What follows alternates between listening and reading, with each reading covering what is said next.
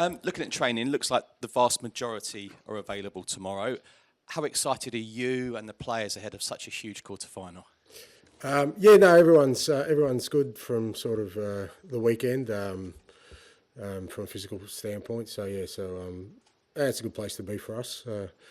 Hasn't been many occasions when that's happened this year. So from that point of view, it's good. And yeah, we're all excited by it. It's a quarter-final European competition. You're one of 8. Home game as well, which adds to that excitement. So looking forward to it. Watched another team in North London last night, another quarter-final. They were singing at the end, "Are you Tottenham in disguise?" Is that a kind of mentality, whipping boys element you sort of want to lose here, or am I looking too much into it? Oh, mate, I don't know. Probably looking too much into it, Michael. We're kind of trying to concentrate on what's important to us right now, and that is a big game tomorrow night. And sorry to look backwards, but we've got Brennan coming in after you. He seemed quite frustrated after the game on Sunday about not taking the penalty at the end. Kind of said he didn't want to distract NOTICIAS, but he'd love to have taken it. Did you have a view on that situation? Is there a kind of pecking order, and were you happy with the way it worked out? Yeah, clear view. We scored, we won. Delighted. So it's incredible. It's the one bit that, literally turning gold into crap when it's Tottenham. Seriously. We're 2-1 up. If we're 2-1 up tomorrow night and we get a penalty in the last minute, I want the best penalty taker to take it. I mean, the one slight against this club is apparently that, it hasn't been a winner. Well, the winner's mentality in the last minute of a game is to score a goal. We scored a goal, and yet somehow in this alternate universe of where everything that Tottenham does is wrong, that's come out as a negative. Be it as it may, like I said, from my point of view, I was delighted because, like I said, if that's tomorrow night and we get a penalty in the last minute and we get a third goal, which could be really, really decisive, really pleased with the way the players handled it. Has Brennan given you... It doesn't matter. So I was going to move on to something different. I was going to say, obviously, Wilson scored twice in the last leg. Has Brennan's performance on Sunday, given you a really tough decision in that position? No, not from the point of view. I mean, I think it's again with Brennan, I think part of the strategy leading into this was we had quite a few players who were coming back from long-term injuries, including Wilson and Destiny and Mickey van der Ven and Romero, and mate, I can keep going on. And we had to use games where we needed those guys to play, because otherwise, if I just kept playing Brennan, we'd be at a point now where someone like Wilson or even Destiny or these guys would have had no game time, and we may need them. So it wasn't about just leaving Brennan out because he wasn't performing. Part of the strategy was we needed to give Wilson some game time. So pleased that both of them have got game time. We've got most of our guys now.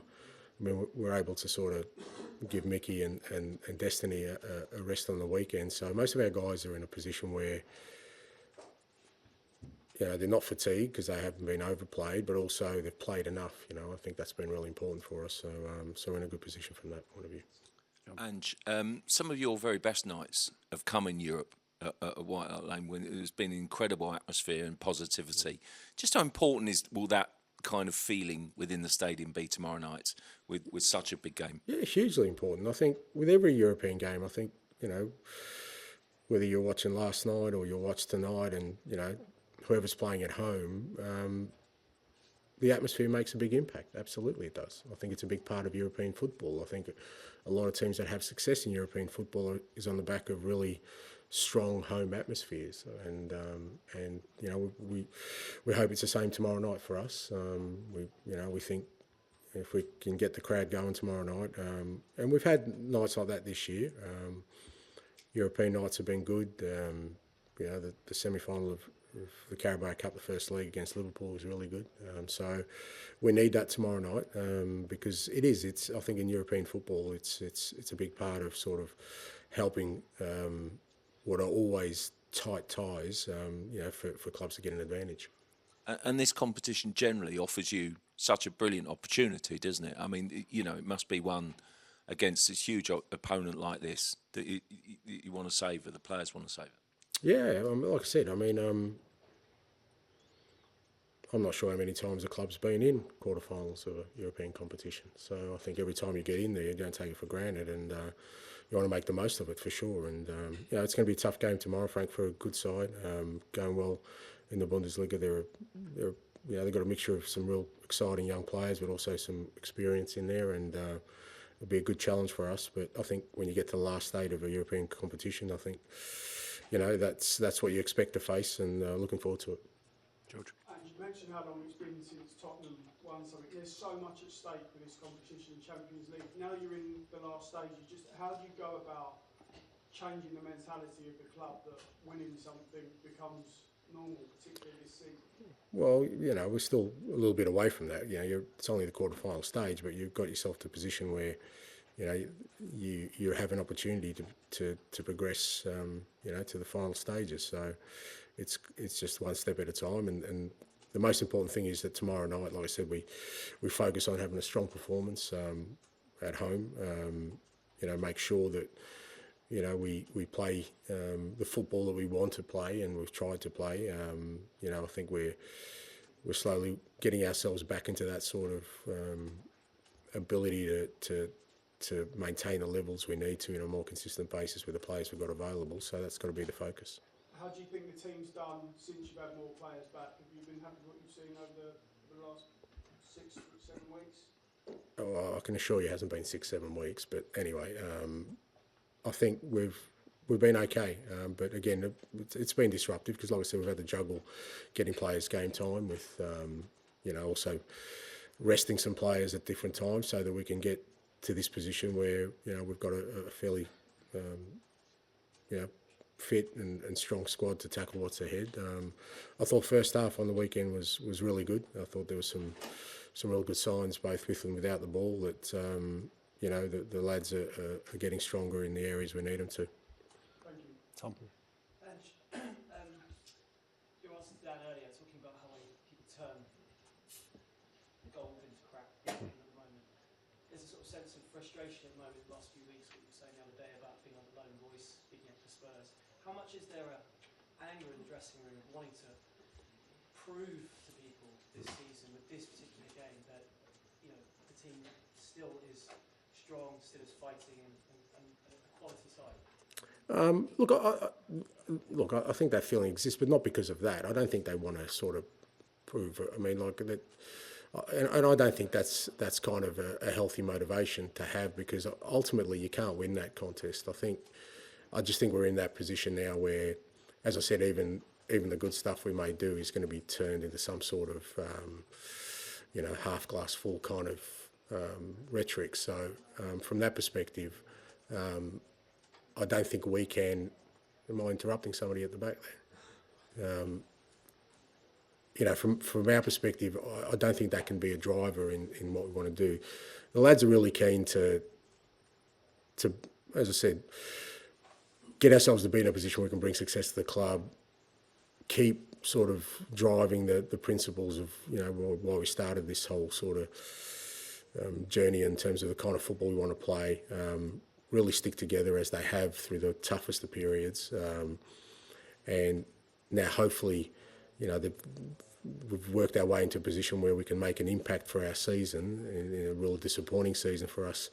I just think there's a real determination to take the opportunity that they've earned up until this point, rather than, like I said, I just don't think you can win that argument of convincing people. I think even if I think John wrote, you know, even if we win it, I'm gone anyway. So, you know, I'm not saying I'm going to go at you. That's just, I think, the general sentiment of people. So if you're trying to use that as a motivation, you're not going to win that anyway. So there's got to be something more in it for us. And for us, what the most important thing as a group is that, like I said, we've been through a really tough time, but we're still in a position where we can make an impact. And you don't know how often you'll get in those opportunities. Like I said, we're in a quarter-final. I don't know how many times the club's been in a quarter-final of a European competition. Well, you don't want to let that sort of slip you by, or have the wrong sort of mindset going into it. So, you know, I think the players are handling it well in terms of how they're trying to embrace this challenge of, you know, you're going to face a top team, but, you know, we have the capabilities to overcome that. And just at the weekend when Wilson Odeberg came off the bench, you were saying he wasn't quite ready or quite quick enough being ready for that moment. How important is it for every player to be switched straight away for this? Yeah, hugely so. And you know, and the point I was trying to make with Wilson was he was a key contributor to us winning the penalty at the end. So he makes a big impact. So it's about all the players, not just them, not just Wilson. It was just an example I used. But you kind of know that in European competition it's over 2 legs. And more than likely, the dying stages of both legs are going to be hugely important in the way you sort of handle that, and usually that's going to be handled by guys who are coming on. You know, no one starts and finishes the game with the same 11 players, so it's about having a readiness for that. And I said at the moment, like, we've got some really good options off the bench, and I want the guys to be ready to not just come on and sort of play their minutes, but come on and really make an impact. Because like I said, he's the one that won the ball for us for Brennan's penalty, and you know, that's the kind of impact we need from the whole group now, because it's going to take the challenge of the whole group to overcome. If you could pass it down to Ali, please. Thank you. You're always very proud of the coaches you work with going on to become managers. What do you make of Chris Davies and winning promotion at Birmingham? Yeah, delighted for him. Really enjoyed working with Chris. I mean, he was only with me for a short time last year, but really enjoyed working with him. He was a big part of sort of what we built last year. From, you know, we had to sort of, it was ground zero in terms of, you know, building a whole sort of football program in a different direction. And he was a big part of that, and delighted for him. It's always, you know, your first job is pretty important when you're kind of trying to embark on a career as a senior manager, and he's done brilliantly well, which is not surprising. And yeah, I'm sure there's more to come from him. I mean, you're used to chopping and changing staff and going in with a whole new staff. How did you mitigate kind of losing, I guess, the consistency he would have brought you as assistant manager in your second season? Well, I think, you know, there were still other people within the you know, Wellesley and Meso and Millet who were with us, Birchie. So it wasn't that disruptive. And like I said, we were still very much. It wasn't like, I think it'd be more difficult if Chris was with me for 10 years and then he moves on. But I mean, the reason I kind of haven't had sort of a group of people is that, you know, that's an easy one for us to sort of travail, because like I said, there's a consistency in message with all the sort of staff I have. And you know, like I said, he was great with us last year, and I was more than pleased for him to sort of take his opportunity, and he's done well with it. Last one, please, George. It's obviously a tough season, a tough time for the club and for yourself, and what you mentioned, the speculation around your job. How much has this competition kind of kept you going as a chance to, no matter what happens, leave your mark on this club? Yeah, look, I you know, like I said, the only reason I mentioned John's article is not because I think that's a general sentiment that, you know, I've said before, that's not what drives me. I came to this club with a clear sort of purpose and vision of what the club needed and what I could offer, and that is change the way the game, you know, the team plays, to obviously rejuvenate the squad, because it was a squad that was coming to the end of a cycle, and bring success. And as long as I'm in this position, that's always my focus. And irrespective of whatever noise there is or whatever there may or may not be in the future, I don't see that should diminish my sort of burning ambition and desire and my determination to make that happen. I mean, you know, that's anything you achieve in life, you know, usually comes with a struggle.